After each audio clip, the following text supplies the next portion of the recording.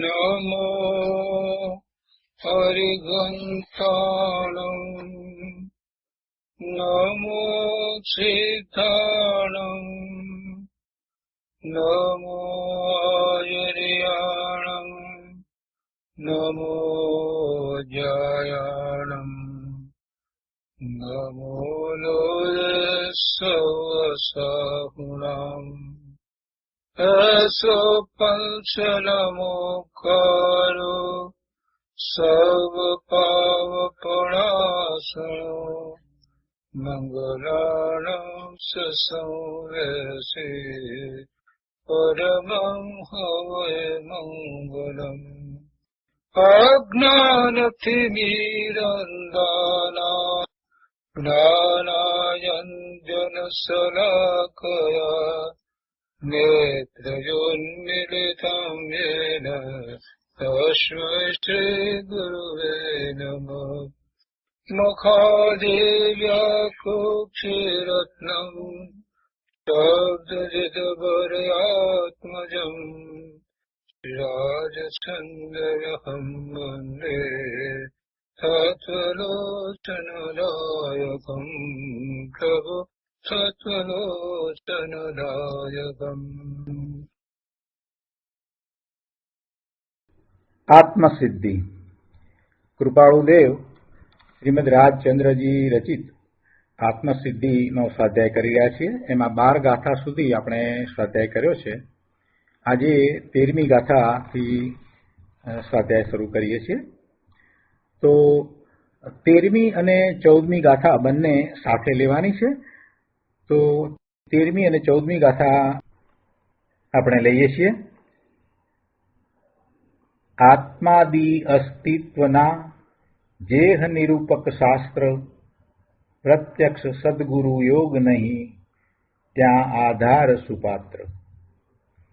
અથવા સદગુરુએ કહ્યા જે અવગાહન કાજ તે નિત્ય વિચારવા કરી મતાંતર ત્યાજ. આ ગાથાનો જે અર્થ શ્રીમદ રાજચંદ્રજીના વચનામૃત એ પુસ્તકમાં જે આપ્યો છે પહેલા આપણે એ લઈએ છીએ. જો 13મી ગાથાના અર્થમાં 2 જ લીટી અહીંયા કહી છે.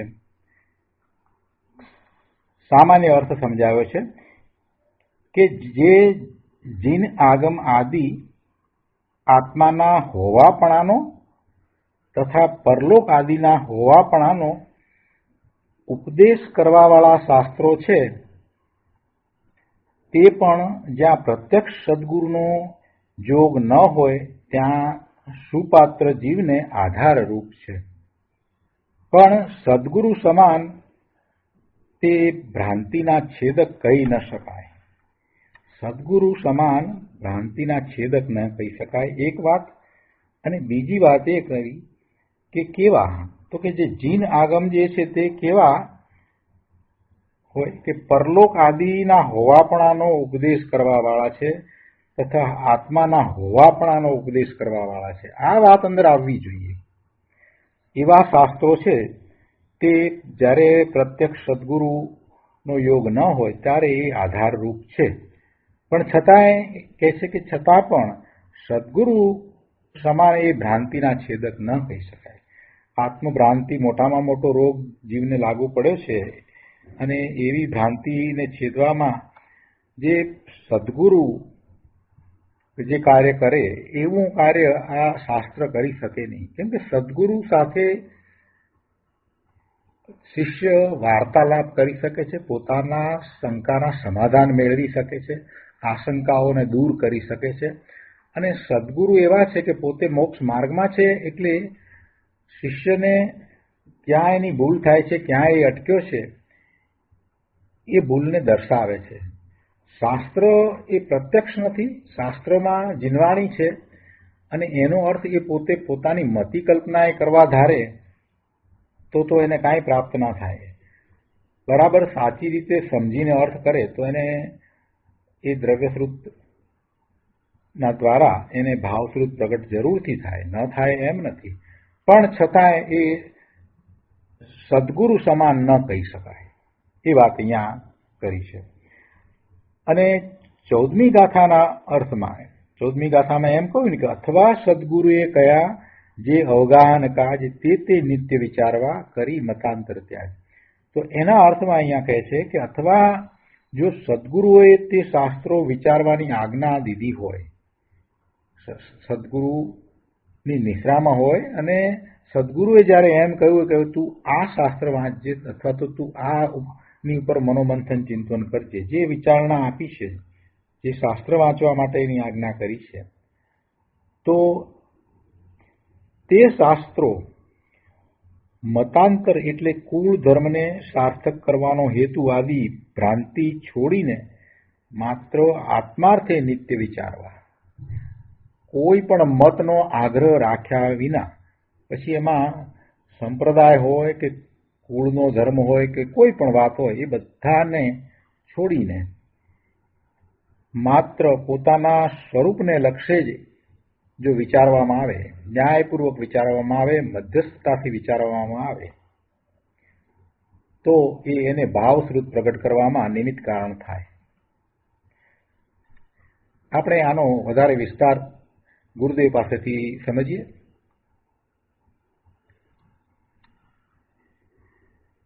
આત્મસિદ્ધિ ઉપર પૂજ્ય ગુરુદેવ કાંજી સ્વામીના પ્રવચનો, એમાં પાના નંબર 105 ઉપર કહે છે, ગુરુદેવ અહીંયા કહે છે કે સર્વજ્ઞ જીનેશ્વર પ્રણીત આગમ શાસ્ત્ર જે સુપાત્ર જીવ હોય તેને આધાર થાય છે, પણ તે પ્રત્યક્ષ ભ્રાંતિનું છેદક નથી.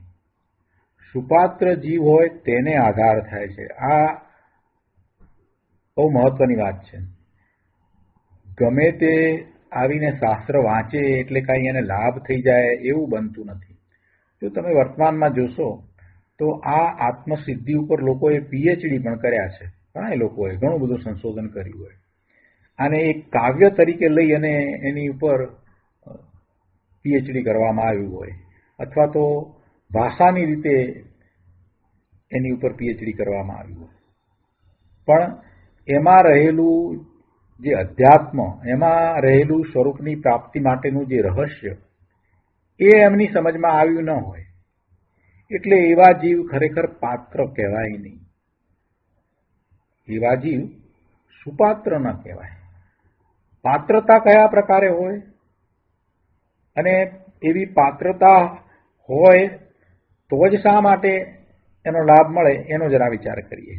કે પાત્રતા તો એ પ્રકારે હોય કે એને અંદરમાંથી એવી લગ્ની લાગી હોય કે મારે પોતાના સ્વરૂપની પ્રાપ્તિ કરવી જ છે, અને એને માટે થઈને એ સીધી શરૂઆત જ ત્યાંથી કરે કે 7 વ્યસનોનો ત્યાગ કરી અને જીનેશ્વર ભગવાન પ્રત્યેની પૂર્ણ શ્રદ્ધા અને વિશ્વાસ સાથે જીનવાણીની પણ એવી જ પૂર્ણ શ્રદ્ધા વિશ્વાસ હોય, અને એવી જીનવાણી આપણા સુધી પહોંચાડનારા એ ગણધર દેવ પ્રત્યે અને એવા આચાર્ય ભગવાન પ્રત્યે, એવા સદગુરુ પ્રત્યે પણ એવો જ ઉત્કૃષ્ટ ભાવ હોય. આ સૌથી મોટી પાત્રતા. આમાં કાંઈ પણ ઓછું હોય તો સમજવું કે પાત્રતામાં અધુરાશ છે. 7 વ્યસનોનો ત્યાગ કરીને આવી પાત્રતા એને કેળવવી જોઈએ. પોતાના સ્વરૂપની પ્રાપ્તિ કરવી છે એવી અંદરમાંથી ખૂબ લગ્ની લાગવી જોઈએ, અને દેવગુરુ અને શાસ્ત્ર પ્રત્યે અહોભાવ હોવો જોઈએ કે એ જ મારા કલ્યાણનું કારણ છે. કોઈ પણ મત કે પોતે કોઈ સંપ્રદાયમાં છે તો એને સાથે રાખીને પોતે ધર્મ પામે એવી જો જરાક પણ અંદરમાં રુચિ હશે તો એ શાસ્ત્ર દ્વારા ધર્મ નહીં પામે. કેમ કે એની દ્રષ્ટિ શું છે કે એક વસ્તુને પકડી રાખવી છે. એક પોતે જે સંપ્રદાયમાં છે કે પોતે જે મતમાં છે એ મતને પકડી રાખીને આનો અભ્યાસ કરવા જાય છે શાસ્ત્રનો, તો એ નહીં પામે. એ નહીં પામે. જો એક સરસ ઉદાહરણ આપું એટલે સમજાય. આપણે મુક્તિની વાત કરીએ અને પછી કોઈ ઢોર હોય, આપણે પાળેલું ઢોર હોય, એને ખીલી ખૂંટા સાથે બાંધી લીધો હોય, અને ભલે ગમે તેટલું લાંબુ દોરડું રાખીએ કે જેથી બધે એમ કે મુક્ત રહી અને ફરી શકે, છતાં એ ખૂંટા સાથે તો બંધાયેલો જ રહેશે ને. એટલે એને મુક્તિ તો પ્રાપ્ત ન જ થાય. એવી રીતે આપણે કોઈ પણ સંપ્રદાયના ખૂંટા સાથે બંધાયા હોઈએ અથવા તો કોઈ પણ પ્રકારના મત સાથે બંધાયેલા રહીએ અને પછી જો શાસ્ત્રનો અભ્યાસ કરીએ તો એ વિધાઉટ પ્રેજ્યુડાઇઝ નહીં થાય, એટલે કે પક્ષપાત રહિત એ સ્વાધ્યાય થશે જ નહીં. પોતાની દ્રષ્ટિ કોઈક જગ્યાએ છે કે આ વસ્તુ તો પોતાની તો છોડવી જ નથી, આ વસ્તુ પોતાની તો છોડવી જ નથી, અને પછી ભલે બધું કરે તો એમાં શું એને લાભ થશે. એટલે ઘણી વખત વાત એમ કહેવામાં આવે છે કે ભાઈ કોરી પાટી કરીને આવ, તારી પાટી કોરી કર, એટલે કે તું બધી તારી મિથ્યા માન્યતાઓ, તારા મતાગ્રહો, તારા પૂર્વાગ્રહો, તારા પક્ષપાત બધાને છોડીને આવ, તો જ તને શાસ્ત્રમાંથી જે વાત તારે પામવી છે એની પ્રાપ્તિ થશે, તો જ તને સદગુરુ પાસેથી તારે જે પ્રાપ્ત કરવું છે એની પ્રાપ્તિ થશે. એટલે અહીંયા ગુરુદેવે એ વાત લીધી છે કે સર્વજ્ઞ જિનેશ્વર પ્રણીત આગમ શાસ્ત્ર જે સુપાત્ર જીવ હોય તેને આધાર થાય છે, બધાને આધાર નથી થતા. ગમે તેને તમે સમયસાર આપી દો આવો દ્રવ્યાનુયોગનો ભરત ક્ષેત્રનો સર્વશ્રેષ્ઠ ગ્રંથ, તો એથી કાંઈ એને સમ્યક દર્શન થઈ જાય એમ થતું નથી. એટલે એવી પાત્રતા પણ હોવી જોઈએ. તો પાત્રતાની વાત પણ મહત્વની છે, અને એવી પાત્રતા છે એને આ શાસ્ત્ર આધાર થાય છે. પ્રત્યક્ષ સદગુરુ તો શ્રેષ્ઠ છે, પણ પ્રત્યક્ષ સદગુરુ નથી તો એની અનુપસ્થિતિમાં, પ્રત્યક્ષ સદગુરુ નથી તો ગમે તેને ગુરુ માનવા નહીં, અને એવી પ્રત્યક્ષ સદગુરુની ઉપસ્થિતિ નથી ત્યારે આ શાસ્ત્ર છે તે એને આધાર થાય, અને એ આધાર થવામાં એની પણ એવી યોગ્યતા હોવી ખૂબ જરૂરી છે. પણ તે છતાં પણ કહે છે કે પ્રત્યક્ષ ભ્રાંતિનું છેદક નથી. પ્રત્યક્ષ ભ્રાંતિનું છેદક એટલે કે જે સદગુરુ પ્રત્યક્ષ છે એના જેવા આ નથી, એની સાથે તુલના કરીને વાત કરી છે. શાસ્ત્રનું નિરૂપણ જીનવાણીમાંથી થયું છે, છતાં પણ એમ કહેવાનું કારણ એટલું કે શાસ્ત્રની સાથે તમે ટુ વે ડાયલોગ નથી કરી શકતા, જ્યારે સદગુરુ સાથે એ થઈ શકે છે. સદગુરુને તમે પ્રશ્ન પૂછી શકો છો, સદગુરુ તમને સમજાવે છે. બીજી વાત એ છે કે સદગુરુને ખ્યાલ છે કે તમારી ક્યાં ભૂલ થઈ રહી છે, એટલે પ્રત્યક્ષ સદગુરુનો ઉપકાર મોટો છે. પણ છતાં પણ પાત્ર જીવને શાસ્ત્ર છે તે ખૂબ કાર્યકારી છે, શાસ્ત્રનો અભ્યાસ હોવો જ જોઈએ. અને બીજી એક વાત આમાં એ લીધી છે, જે 14મી ગાથામાં જે વાત કરી એ તો કે સદગુરુની નિશ્રા છે, સદગુરુ તમને એવું જ્ઞાન આપી રહ્યા છે, ત્યારે સદગુરુ તમારામાં રહેલા દોષને દૂર કરવા માટે અથવા તો તમને અમુક રીતે એકાગ્રતા કરાવવા માટે કોઈક શાસ્ત્રનો અભ્યાસ કરવાનું, એનો સ્વાધ્યાય કરવાનું કહે છે. તો સદગુરુની આજ્ઞાએ એવો શાસ્ત્રનો અભ્યાસ કરવો જોઈએ, કેમ કે સદગુરુ જાણે છે કે તમારી કેવી યોગ્યતા છે, અને એને અનુરૂપ તમને એવા શાસ્ત્ર વાંચન માટેની પ્રેરણા આપે છે. જો કૃપાળુદેવના જીવનમાં આ ઘણા પ્રમાણમાં હતું. એમને લોકો ઘણા પ્રશ્નો પૂછતા હતા, પત્ર લખતા હતા, બધું હતું. એમના અનુયાયીઓ એ વખતના ઘણા હતા. તો જેની જેવી યોગ્યતા હોય એને એ પ્રમાણે કૃપાળુદેવ શાસ્ત્ર વાંચન માટે કહેતા કે તમે હમણાં આ વાંચો, એવું પત્રમાં એને જણાવતા. એટલે સદગુરુ તમને જાણે છે, તમારી યોગ્યતાને જાણે છે, એટલે એ જે રીતે કહે એ રીતે શાસ્ત્ર વાંચવા જોઈએ. એટલે આ બે રીતે શાસ્ત્ર જીવને ઉપયોગી થાય છે. આ વાત છે અહીંયા કહ્યું છે કે આ ગાથામાં પ્રમાણિક શાસ્ત્રોની વ્યાખ્યા કઈ છે. આત્મા છે તે સિવાય જળ પદાર્થોનું હોવાપણું છે તે સત એટલે ત્રિકાળ છે. આત્મા છે 6 દ્રવ્ય છે, અને એ 6 દ્રવ્યનું હોવાપણું અને 9 તત્વનો વિચાર એને જે બરાબર કરે છે એવા વિચાર બરાબર કરી અને પોતે મૂળ વાતને બરાબર સમજે છે કે 9 તત્વ કયા પ્રકારે છે, 6 દ્રવ્યનું સ્વરૂપ કેવી રીતે છે, પૂતગલના સ્વરૂપને પણ જે સમજે છે એને ભેદ જ્ઞાન થાય છે. હમણાં નિયમસારની ગાથામાં એ વાત આવી કે પૂતગલના સ્વરૂપને તું સમજ, છ દ્રવ્યની વાત લીધી, જીવ દ્રવ્યનો ખૂબ વિસ્તાર કર્યો, ઘણું સમજાવ્યું, અને ત્યાર પછીથી પૂતગળનું સ્વરૂપ સમજાવ્યું, અને પૂતગળના સ્વરૂપ વિશે માત્ર એક લીટી હતી, એની ઉપર વિસ્તાર કરતા ગુરુદેવે એ વાત સમજાવી કે ભાઈ તું પૂતગળના સ્વરૂપને બરાબર સમજીશ નહીં ત્યાં સુધી તને ભેદ જ્ઞાન નહીં થાય. પૂતગળની સ્વતંત્રતા, પૂતગળ દ્રવ્ય છે એ પોતે સ્વતંત્રપણે પરિણમે છે, અને એને પરિણમાવવા માટે બીજા કોઈની જરૂર નથી, અને બીજાની કોઈની અપેક્ષા નથી. આપણને મનમાં એમ થઈ ગયું છે કે પૂતગળને આપણે પરિણમાવીએ છીએ. આ પૂતગળનો સ્કંદ એવું આ શરીર, એ શરીરના પરિણમનો હું કરાવું છું. જે શરીર સાથે હું રહ્યો છું એ હું આ શરીરના પરિણમન કરાવું છું. આવી મિથ્યા માન્યતા છે, આ ભ્રાંતિ છે. તો અહીંયા પૂતગળને પણ સમજવાની જરૂર છે કે ના, પૂતગળ પોતે જ સક્ષમ છે. પૂતગળ પોતે પોતાના પરિણામ કરવા માટે સક્ષમ છે. પૂતગળમાં અનંત શક્તિ છે, પૂતગળમાં અનંત ગુણ છે. એને બીજા દ્રવ્યની જરૂર નથી, ગરજ નથી, અપેક્ષા નથી. પોતાના પરિણમન માટે પૂતગળને કોઈની અપેક્ષા નથી. અને તમે એમ લઈને બેઠા છો કે શરીરના પરિણમન હું કરાવું છું, શરીરને હું જેમ ઈચ્છું તેમ ચલાવું છું, શરીરને જેમ હું ઈચ્છું તેમ કરું છું. એ માન્યતા ખોટી છે, ભૂલ ભરેલી છે. પૂતગળને જેમ છે તેમ સમજીએ તો ખ્યાલ આવે કે પૂતગળને તો મારી જરૂર જ નથી. પૂતગળના પરિણમન એટલે કે પૂતગળના સ્કંદના પરિણમન જે થાય છે તે વિભાવિક પરિણમન છે ને, એવા વિભાવિક પરિણમનમાં એને બીજા કોઈની જરૂર નથી, અપેક્ષા નથી. આ વાતનો વિચાર કરીએ તો ખ્યાલ આવે કે હું નક્કામાનો આ શરીરને સારું રાખું છું, કે એને હું ચલાવું છું, કે એનું જેમ ઈચ્છું તેમ કરું છું, એ માન્યતા પછી ચાલી જાય. એ તો ખોટી માન્યતા છે. શરીર પોતે જ સક્ષમ છે. પૂતગળો જ પોતાનું કાર્ય કરવા માટે, પરિણમવા માટે સક્ષમ છે, અને એને હું કાંઈ કરાવી શકું નહીં. કેમ કે એક દ્રવ્ય બીજા દ્રવ્યનું કાંઈ કરી શકે નહીં. એક દ્રવ્ય બીજા દ્રવ્યનું કાંઈ કરી શકે નહીં. જો 6 દ્રવ્ય હમણાં બધાને પૂછીએ તો બધા સાચો જવાબ આપશે. જેટલા સ્વાધ્યાયમાં બેઠા છે બધા 6 દ્રવ્ય વિશે બોલી જશે. કેટલા એ સંખ્યા, એ કેટલા, અને બધી વાત એની કરશે. પણ આવો વિચાર નથી કરતા કે પૂતગળની આવી સત્તા છે.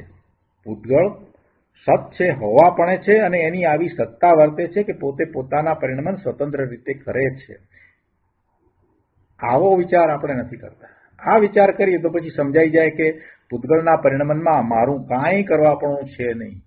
એટલે કે આ શરીરનું પરિણમન જે થાય છે, વાળ ધોળા થાય છે, કરચલીઓ મોઢા ઉપર પડી જાય છે, દાંત પડી જાય છે, સાંધાના દુખાવા થાય છે, કેન્સરની બીમારી થાય છે, આ બધું જે કંઈ થાય છે એ એના કારણે થાય છે. આપણે ઈચ્છીએ છીએ માટે તો થતું નથી. આપણે તેવું ક્યારેય ઈચ્છતા નથી, છતાંય થાય છે ને. એના ઉપરથી ધડો લેવાની જરૂર છે કે હું નથી ઈચ્છતો, કે હું નથી ઈચ્છતી, છતાં પણ આ બધું થઈ રહ્યું છે. પોતે ત્યાંથી શરૂઆત કરવાની છે કે જે કંઈ શરીરમાં ફેરફાર થઈ રહ્યા છે, અને આ પર્યાયમાં સ્ત્રી કે પુરુષની પર્યાયમાં હું મારાપણું કરું છું, પણ હું તો ભગવાન આત્મા છું. મારે કોઈ લિંગ નથી, હું નથી પુરુષ, નથી સ્ત્રી, કે નથી નપુંસક. હું તો ભગવાન આત્મા છું, અને આ આત્મા જે શરીર સાથે રહ્યો છે એ શરીરના પરિણમન કરાવતો જ નથી. એટલે શરીરના પરિણમન એના કારણે થાય છે, અને હું નક્કામાનો ત્યાં રોકાઈ રહ્યો છું. એટલે જીવની દ્રષ્ટિ પછી શરીર પરથી પાછી વળીને સ્વરૂપ તરફ જશે.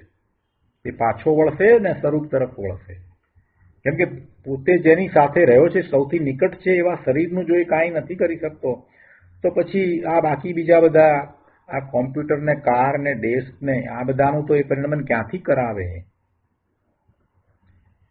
આ બધા પૂતગળોનું પરિણમન એ ક્યાંથી કરાવે? બહુ શાંતિથી આ બધી વાતને સમજવાની છે કે પૂતગળ વિશે, પૂતગળની સ્વતંત્રતા વિશે, પૂતગળના સ્વતંત્ર પરિણમન વિશે ખૂબ વિચાર કરવાની જરૂર છે, અને પછી નિર્ણય કરવાનો છે. કેમ કે ભેદ જ્ઞાન એને કરવું છે ને, બધાથી જુદા પડવું છે ને.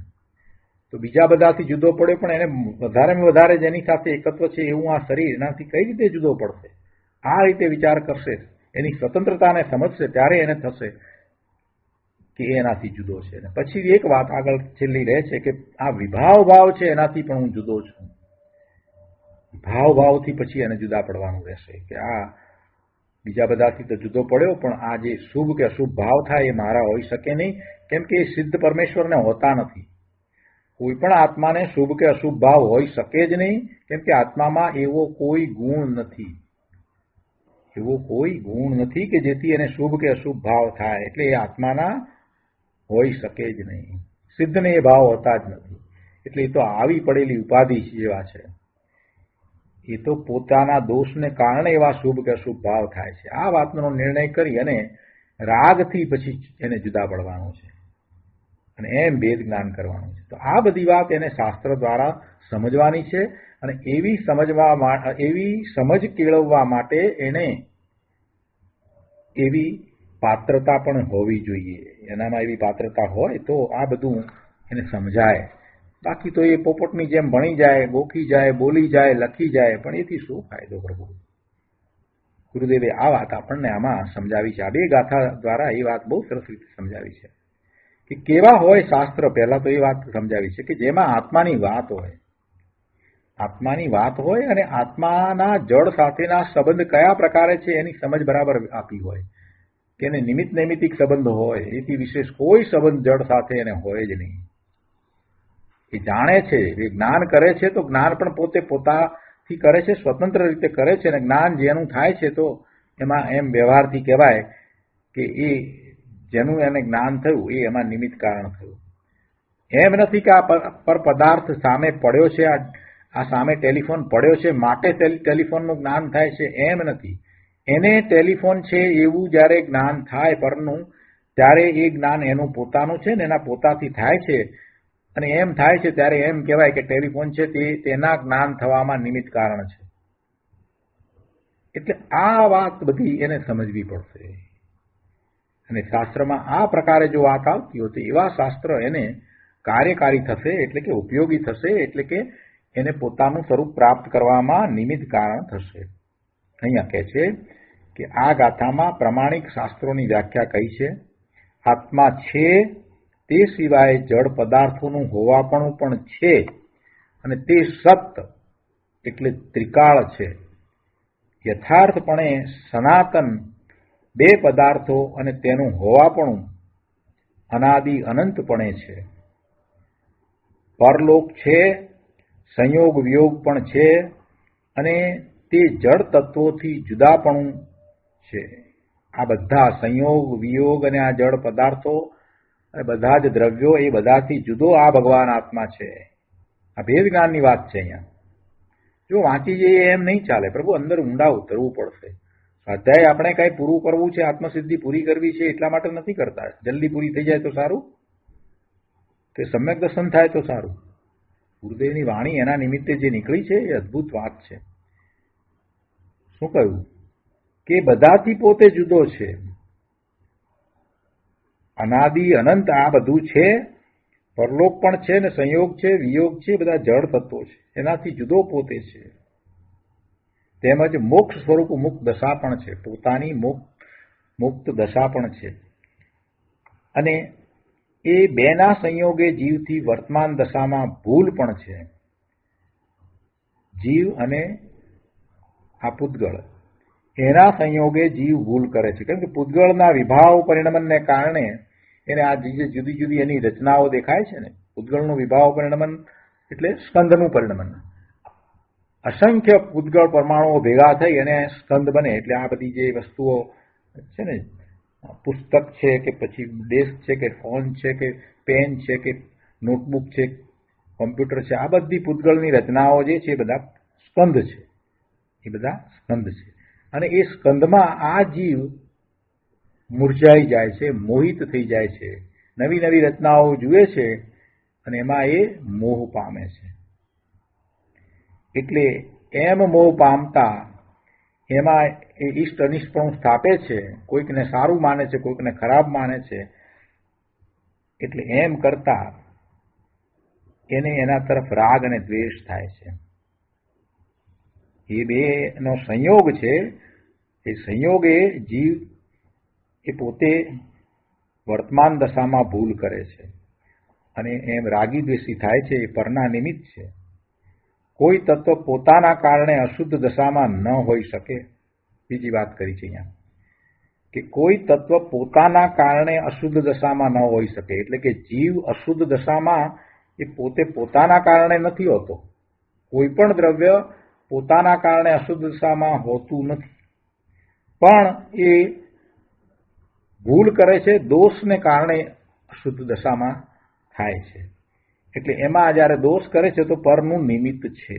એટલે કે છે કે માટે જીવમાં પરના નિમિત્તે અશુદ્ધ દશા છે. લોકો કહે છે કે બીજું તત્વ નથી, ભ્રાંતિ છે, પણ તેમ નથી. એટલે કે વેદાંતમાં એવી વાત કરવામાં આવી છે, તો એ વાતને અહીંયા લીધી છે કે બીજું તત્વ નથી, બસ એક આત્મા, એમ નહીં. બીજું બધું જ છે, નથી એમ નથી. જીવ પણ છે ને બીજા 5 અજીવ પણ છે, અને જે 5 અજીવમાંથી એક પૂતગળ કે એના પરિણમન એ સ્વભાવ પરિણમન પણ છે અને વિભાવ પરિણમન પણ છે. આ બધું છે, પણ છતાં એને જેમ છે તેમ સમજવામાં આવે તો ભ્રાંતિ ચાલી જાય. માટે જે શાસ્ત્રમાં જીવ અજીવ આદિ 2 તત્વોનું યથાર્થપણું દર્શાવવામાં આવ્યું હોય, સર્વજ્ઞ જીનેશ્વર પ્રણીત આગમ શાસ્ત્રો હોય, તેને પ્રમાણિક માનવા. અને એવા શાસ્ત્રો ગુરુ નિશ્રાએ જાણવામાં આવે તો એ હિતનું કારણ અવશ્ય થાય. અને ગુરુ નિશ્રા નથી અને જો જાણવામાં આવે તો યાદ રાખવું કે પોતાની એવી પાત્રતા યોગ્યતા હોવી જોઈએ, મધ્યસ્થપણે એનો વિચાર કરવો જોઈએ, કોઈ પણ જાતના પક્ષપાત વિના ન્યાયથી શાસ્ત્રને સમજવાની દ્રષ્ટિ કેળવવી જોઈએ. તો જ એ શાસ્ત્રનો સ્વાધ્યાય હિતકારી થાય. પણ જો પેલા ઢોરની જેમ ખૂંટે બંધાઈને ફરવાની કોશિશ કરે તો એ મુક્ત નહીં થાય. એટલે કે પોતે કોઈક માન્યતાને પકડી રાખીને પછી આ શાસ્ત્રની વાતને મૂલવવા બેસશે તો એથી એને કાંઈ લાભ નહીં થાય. પોતાની જે બુદ્ધિ છે, પોતાને જે મતનો આગ્રહ છે કે પોતાને જે સંપ્રદાયનો આગ્રહ છે, એને પકડી રાખીને પછી એ શાસ્ત્રોનો અભ્યાસ કરવા બેસશે તો કાંઈ ફાયદો નહીં થાય. આગળના પેરેગ્રાફમાં કહે છે કે આ ગાથામાં કહેવાયું છે કે જ્યાં પ્રત્યક્ષ સદગુરુનો યોગ ન હોય ત્યાં મુમુક્ષુ જીવે એવા શાસ્ત્ર વાંચવા, વિચારવા કે જે સર્વજ્ઞ વિતરાગ, એટલે કે જેના રાગ, દ્વેષ, અજ્ઞાન સર્વથા ટળી ગયા છે એવા સર્વજ્ઞ વિતરાગ, અને જે સાધક દશામાંથી પૂર્ણ દશા પામ્યા છે એવા એ પરમેશ્વર સર્વજ્ઞ વિતરાગ, એમની વાણીમાંથી એ ઉદ્ભવ પામેલા હોય. એવા પુરુષોએ એ પ્રરૂપેલા હોય. પદાર્થ રૂપે જગતમાં આત્મા અને જળ આદિના અસ્તિત્વનું જેમાં અવિરોધ કથન હોય તેવા શાસ્ત્રોનો આધાર સદગુરુની ગેરહાજરીમાં લેવાય છે. પ્રત્યક્ષ સદગુરુ હોય તો સદગુરુ પણ એ જ સમજાવે છે, પણ પ્રત્યક્ષ સદગુરુ નથી તો એમની ગેરહાજરીમાં આવા શાસ્ત્રોનો આધાર લેવાય છે.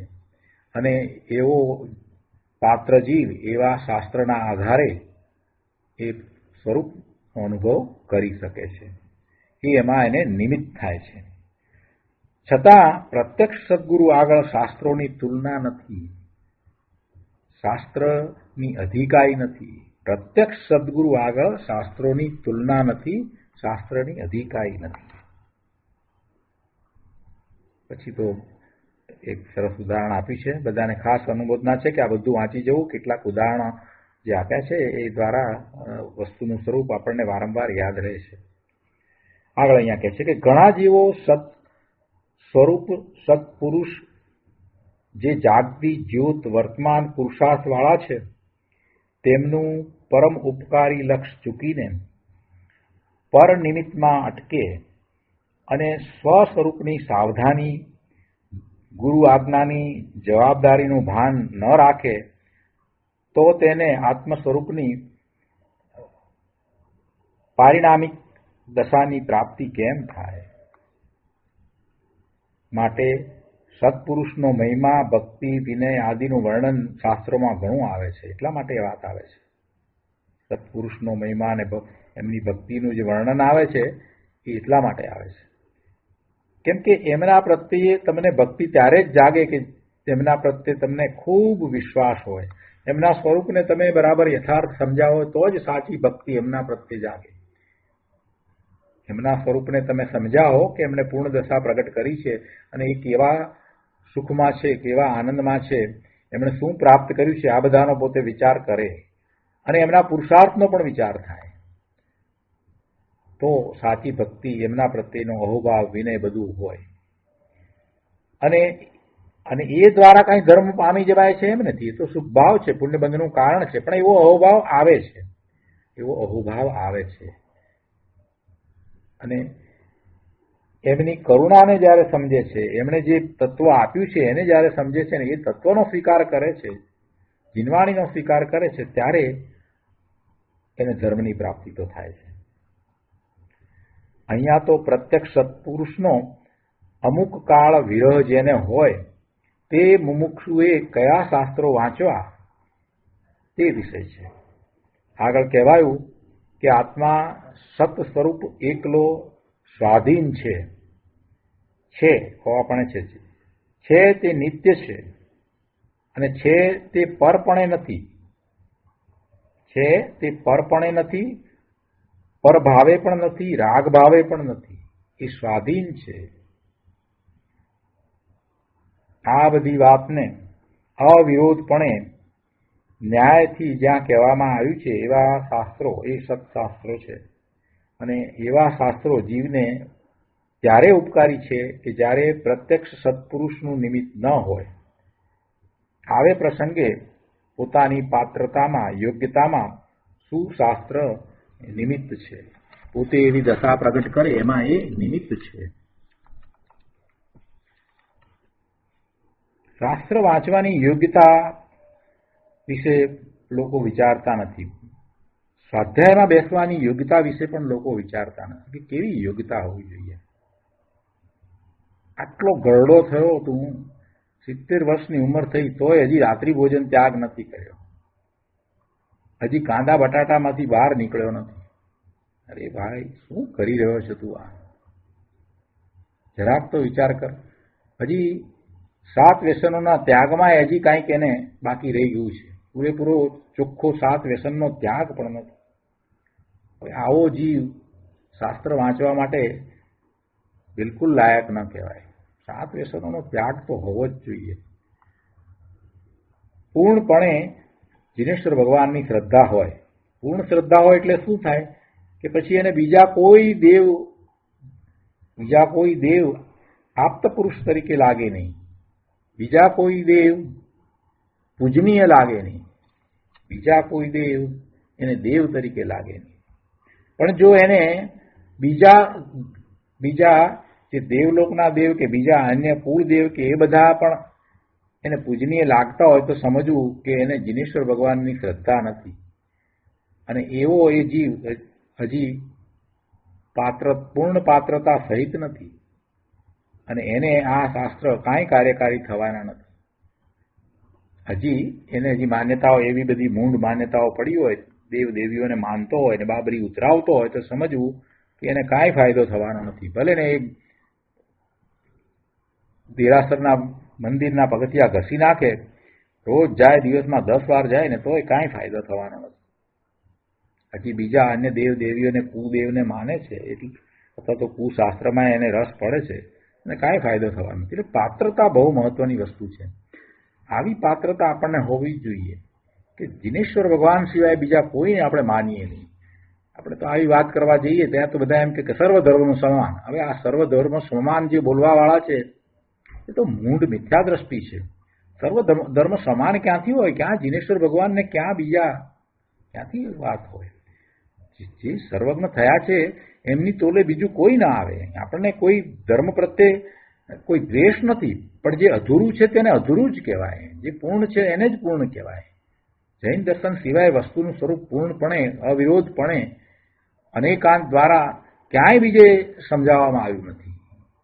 આ વાતને એને બરાબર પકડી અને એની એવી જ શ્રદ્ધા હોવી જ જોઈએ. દેવગુરુ શાસ્ત્રની બરાબર યથાર્થ શ્રદ્ધા હોય અને એમાં 1% પણ બીજા માટે હોય નહીં.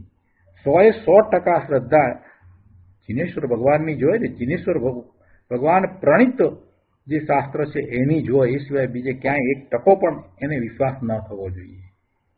આનો જ 100% વિશ્વાસ હોય. એમ નહીં કે આ છે ને આ ઠીક છે, આ ઠીક છે, એ જો માન્યતા હશે તો એ કાંઈ પામવાનું નથી. આ દેવ છે ને આ દેવ છે એમ નહીં. જિનેશ્વર ભગવાન જ દેવ હોય. એની પાસે 5% બીજા દેવ માટે જો અંદરમાં ભાવ પડ્યો છે તો સમજવું કે મિથ્યા દ્રષ્ટિ ક્યારેય પામવાનું નથી.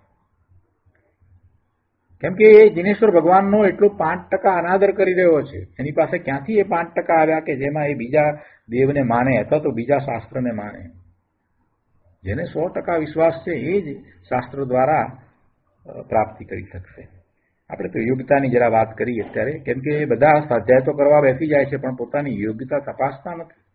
એટલે આ જરાક અંગુલી નિર્દેશન કર્યું છે, એમાં કોઈ ખોટું લગાડવાની જરૂર નથી. આ તો પોતાના દોષ દૂર કરવા માટે એક વાત કરી છે કે આવી યોગ્યતા પોતે કેળવવી જોઈએ. અહીંયા કહે છે કે આત્માર્થી લાયક જીવ, જો અહીંયા યોગ્યતાની વાત આવે છે ને એટલે આ વાત કરી છે, બીજું કોઈ કારણ નથી. અહીંયા આવી વાત આવે, લાયકાત હોવી જોઈએ ને. આત્માર્થી લાયક જીવ સત્પુરુષના વિરહમાં એમ ચિંતવે કે પ્રત્યક્ષ સત્પુરુષનો જોગ ક્યારે મળે. અંદરમાં તો એને એમ જ હોય, પ્રત્યક્ષ સદગુરુ મને ક્યારે મળે એવી જ ભાવના હોય. એ અપૂર્વ અવસરની ભાવના ભાવતો વર્તમાનમાં સર્વજ્ઞ કથિત શાસ્ત્રોને સદગુરુની હયાતી ન હોય, સદગુરુની ઉપસ્થિતિ ન હોય ત્યારે આજ્ઞા સમજી વિવેક સહિત સાચા સુખનો એ કામી અવિરોધપણે તત્વ સાધન કરે છે. શેને? શાસ્ત્રને. સાચા સુખનો એ ઈચ્છુક છે, એટલે કે શાશ્વત સુખ, મોક્ષના સુખનો એ કામી છે, મોક્ષાર્થી છે. એ અવિરોધપણે એને તત્વ સાધન કરે છે. એને તત્વ સાધન કરે છે એટલે કે પોતાના શુદ્ધ સ્વરૂપની પ્રાપ્તિનું સાધન કરે છે. એટલે સાધન કરે છે એટલે કે એના નિમિત્તે એ પોતે એ પોતાના સ્વરૂપની પ્રાપ્તિ કરે છે.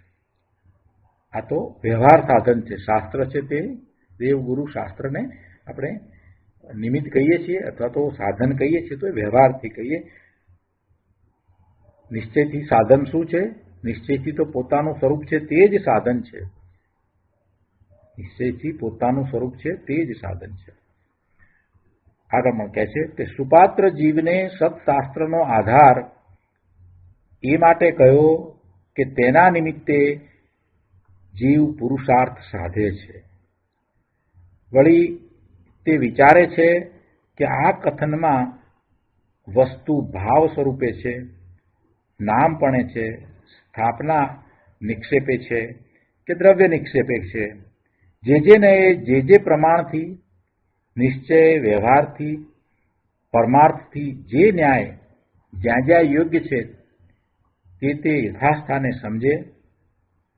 આત્મા કેવળ શુદ્ધ જ છે એમ પણ નહીં, દ્રવ્ય સ્વભાવે શુદ્ધપણું અને પર્યાય અશુદ્ધપણું પણ જાણે, અશુદ્ધપણું ટાળવા પરમાર્થ કરે અને રાગને ટાળીને જ્ઞાન દશાનો પુરુષાર્થ વધારવાનું પ્રયોજન સાધે. અભેદ દશામાં ન પહોંચે, અભેદ દશામાં ન પહોંચે ત્યાં સુધી શાસ્ત્ર અભ્યાસ, સ્વાધ્યાય આદિ કરે.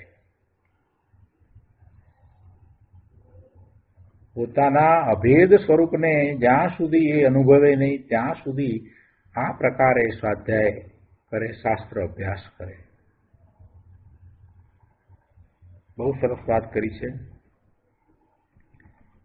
છતાં પણ સદગુરુની તોલે એ ના આવે એ વાત તો રહી. અને એને અંદરમાં તો એમ જ હોય કે ક્યારે મને એવા સદગુરુની પ્રાપ્તિ થાય. સદગુરુ નથી તો ગમે તેને ગુરુ પણ બનાવે નહીં.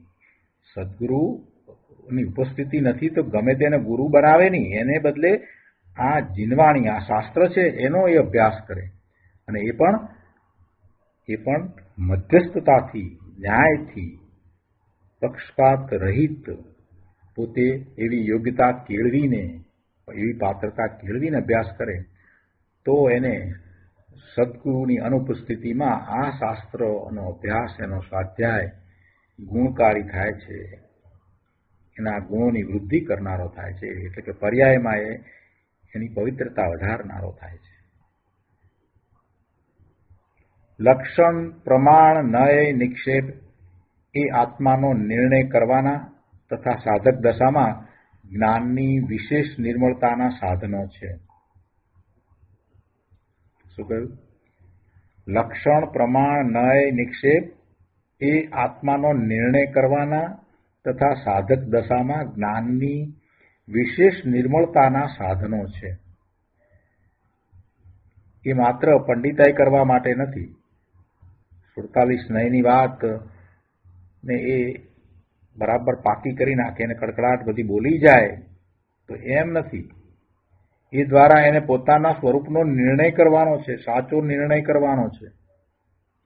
એટલે સાધક દશામાં પોતાના જ્ઞાનની વૃદ્ધિ, એની પોતાના જ્ઞાનની વિશેષ નિર્મળતા થાય એમ એનો સાધન તરીકે એને ઉપયોગ કરવાનો છે. નય દ્વારા એને બરાબર વસ્તુના સ્વરૂપને સમજવાનું છે. જુદા જુદા નયથી વસ્તુના સ્વરૂપને જેમ છે તેમ સમજવાનું છે. પણ તેનો આધાર સદગુરુ પ્રત્યક્ષ ન હોય એટલા પૂરતો જાણીને તે અપેક્ષાએ આદર હોવો જોઈએ. પ્રત્યક્ષ સદગુરુ બિરાજે છે તો એમની મુખ્યતા હોય. પોતે પોતાની મતિ કલ્પનાએ કાંઈ પણ અર્થ કરે નહીં. સદગુરુની નિશ્રામાં એ બધો અભ્યાસ કરે ને એમ એ ધર્મ માર્ગમાં પ્રવર્તે. ધર્માત્માએ શ્રુત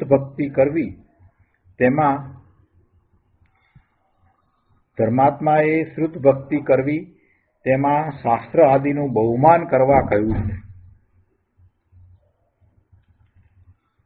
કારણ કે તે શાસ્ત્રો સત પદ પ્રરૂપણાનો આધાર છે. શું કહ્યું છે?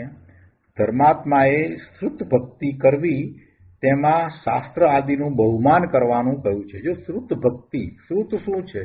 ભગવાનની વાણીમાંથી જે જ્ઞાન આવ્યું છે તે બધું શ્રુત છે. એ શાસ્ત્ર રૂપે હોય તો પણ એ શ્રુત છે, અને એ મહાપુરુષની વાણી રૂપે હોય તો પણ એ શ્રુત છે. તો એવી શ્રુત ભક્તિ એટલે શું? કે એવા શ્રુતને પોતાના સ્વરૂપની પ્રાપ્તિનું, મુક્તિનું કારણ સમજવું. શ્રુત ભક્તિ એટલે શું? કે એવા શ્રુતમાં એને પૂરેપૂરો વિશ્વાસ હોય કે આ શ્રુત દ્વારા જ મારું કલ્યાણ થવાનું છે. કેમ કે જીનેશ્વર ભગવાને, સર્વજ્ઞ પરમેશ્વરે આ વાત કહી છે. એટલે એના પ્રત્યેનો એવો અહોભાવ હોય કે આ જ મારા કલ્યાણનું કારણ છે. આ ભક્તિ એટલે પુસ્તકની ઉપર ચાંદલો કરવો એને ભક્તિ નથી કહેતા. કે એને થાળીમાં મૂકીને માથા ઉપર ઉપાડી અને બહાર પ્રોસેસનમાં ફરી આવી એટલે કાંઈ શ્રુત ભક્તિ થતી નથી. વર્તમાનમાં આવું બધું ચાલી રહ્યું છે. પુસ્તકની ઉપર સુંદર મજાનું કવર ચડાવી દેવામાં આવે, થાળીમાં મૂકવામાં આવે, થાળીમાં એક સાથીઓ કરવામાં આવે, અને પછી મસ્તક ઉપર મૂકી અને બેન્ડ વાજા વગાડતા પ્રોસેસન કાઢે ને પછી કે અમે આગમનું બહુમાન કર્યું. અરે ભલા ભગવાન, બહુમાન આગમનું તે ક્યાં કર્યું? આગમનું બહુમાન કઈ રીતે થાય? આગમને વાંચે એના પ્રત્યે એને પૂર્ણ વિશ્વાસ હોય. જેવો વિશ્વાસ પ્રભુ પ્રત્યે વિશ્વાસ છે એવો જ વિશ્વાસ એને આગમ પ્રત્યે હોય. એના એ મારા કલ્યાણનું કારણ છે, એવો પૂરો વિશ્વાસ હોય.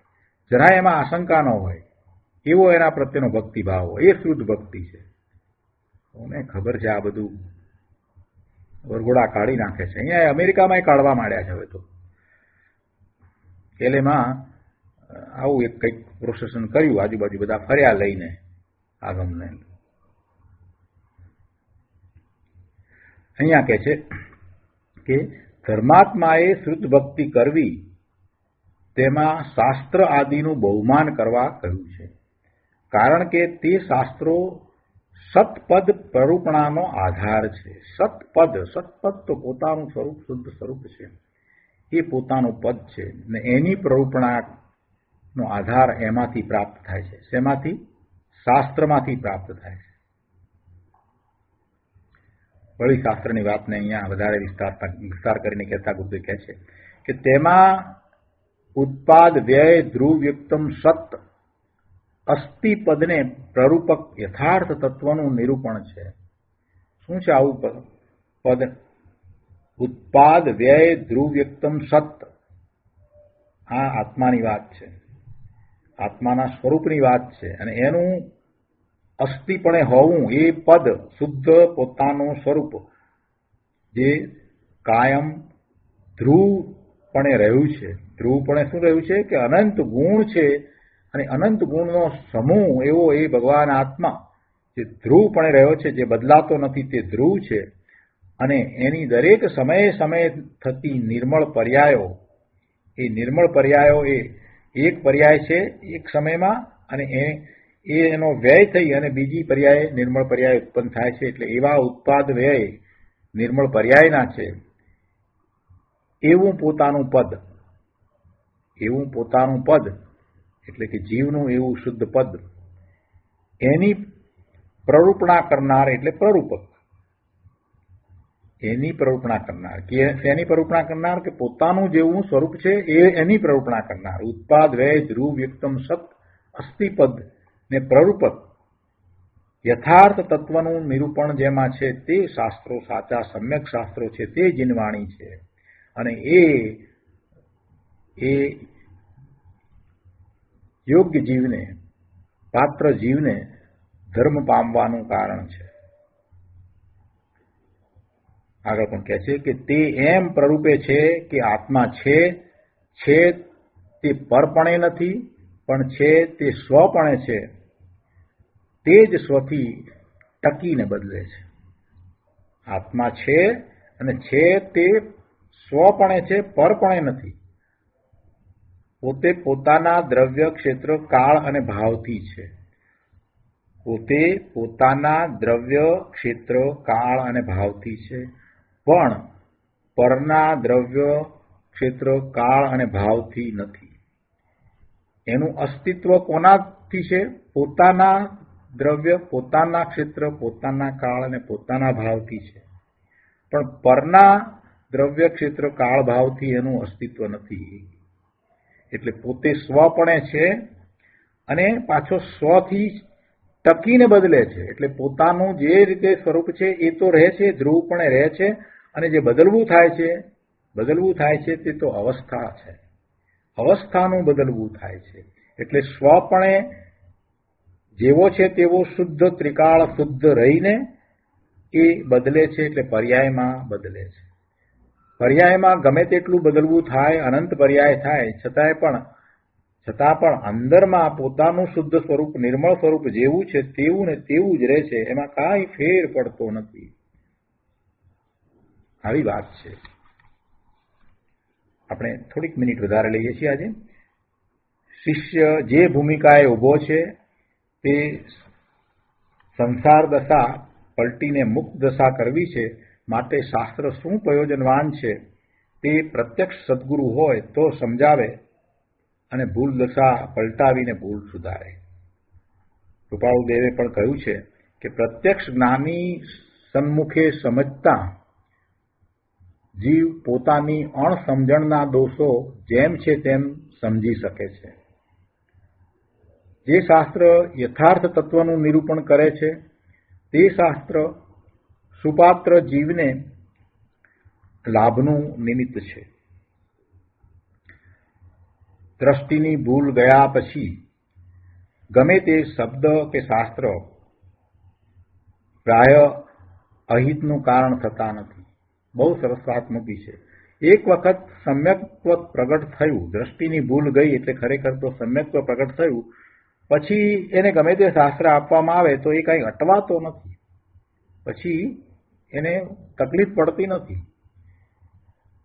પોતાનું એ શાસ્ત્રમાં હિત છે કે નથી એ તરત જ જાણી લે છે. વિવેકપૂર્વક જે શાસ્ત્ર અહિતકારી છે, એટલે કે સાચા શાસ્ત્ર નથી, જીનેશ્વર ભગવાનની વાણીમાંથી જેનો ઉદ્ભવ થયો નથી, એને તરત જ છોડી દે છે, એને ત્યાગી દે છે. પણ જે હજી સાધક દશામાં છે તેને ખૂબ ધ્યાન રાખવું પડશે કે સાચા શાસ્ત્રો છે એના સિવાયના ગમે તેવા વર્તમાનમાં મતિકલ્પનાએ લખાયેલા શાસ્ત્રો ને ગ્રહવાની, એવા અભ્યાસ કરવાની, એવા સમય બગાડવાની અને ગેરમાર્ગે દોરાવવું નહીં. કેમ કે એને ધર્મ સમજતા એ ગૃહિત મિથ્યાત્વનું કારણ થાય છે. ફરીથી, કોઈએ આપેલી ગમે તેવી ધાર્મિક ચોપડીઓ વાંચવી નહીં, એને સમજવી, મૂલવવી કે આ બરાબર છે, જીનેશ્વર ભગવાનની વાણીમાંથી એનું ઉદ્ભવ સ્થાન છે તો જ વાંચવી, નહીતર વાંચવી નહીં. આપણી પાસે એટલો સમય નથી કે આપણે બધાનું વાંચન કરીને પછી એમાંથી જુદું પાડીએ અને કાઢીએ ને એટલો સમય નથી. એટલા માટે આપણે માત્ર જે શાસ્ત્રો જે છે, જે આગમ છે, પરમ આગમ છે, એનો અભ્યાસ કરવાનો જ આગ્રહ રાખવો. એટલે અહીંયા કહે છે કે જેને સાચી દ્રષ્ટિ થઈ નથી તેને જ્યાં ત્યાં શાસ્ત્રોમાં આત્મ વિશે ભ્રમણા થાય છે. એને આત્મા વિશે ભ્રમણા થાય છે. માટે અપરિપક્વ વિચારવાળાએ તો સત્શાસ્ત્રો જ અવલોકવા. ગમે તે શાસ્ત્ર હાથમાં પકડવા જ નહીં, ખાતરી ન હોય તો નહીં પકડવાના. જે નક્કી છે કે આ તો શાસ્ત્ર જ છે, આ 5 પરમાગમ છે, નક્કી છે. આપણે કેટલા બધા શાસ્ત્રોના નામ જાણીએ છીએ કે જેના વિશે કોઈ આશંકા કરવા જેવું પણ નથી. તો પછી એટલા શાસ્ત્રોનો અભ્યાસ પૂરો કરીએ ને તો આપણું જીવન પૂરું થઈ જાય. તો પછી બીજે બધે બહાર ફાંફા મારવા જવાની, ગમે તે ચોપડીઓ હાથમાં લેવાની જરૂર શું છે ભાઈ? હજી ઘણા લોકો આમાં ને તેમાં બધી જગ્યાએ ફાંફા મારવા જાય છે. તો ઢોર હોય ને એ બધી જગ્યાએ મોડું નાખે ખાવામાં. અરે ભાઈ, તને આટલું ખાવાનું આપ્યું છે એ છોડીને તું બીજે ક્યાં જાય છે? ક્યાં જાય? શુક્રા જાય છે. અહીંયા બહુ સરસ રીતે સમજાવ્યું કે માટે અપરિપક્વ વિચારવાળાએ તો સત્શાસ્ત્રો જ અવલોકવા. ગમે તેવા શાસ્ત્રના હાથમાં પકડવા નહીં, ના પાડી દેવાની, શરમ રાખવાની નહીં, કોઈ આપે તો હાથમાં લેવા જ નહીં. કહેવાનું કે ના, હમણાં મારી પાસે સમય નથી, મારે બીજું વાંચન ચાલે છે, એનો અભ્યાસ ચાલે છે. પ્રેમથી હાથ જોડીને ના પાડી દેવાની. ખોટું લાગશે એમ વિચારવું નહીં. અહીં સુપાત્ર જીવને શાસ્ત્રો આધારરૂપ કયા છે, પણ પ્રત્યક્ષ સદગુરુનો મહિમા માથે ચડાવે તો તે આધારરૂપ છે. અહીં આધારની વાત કરી તે પણ ઉપચારથી છે. ખરી રીતે આધાર કોનો છે? પોતાના આત્માનો આધાર છે. આધાર તો ધ્યેય આખો આત્મા છે અને તેના તરફનું વલણ છે.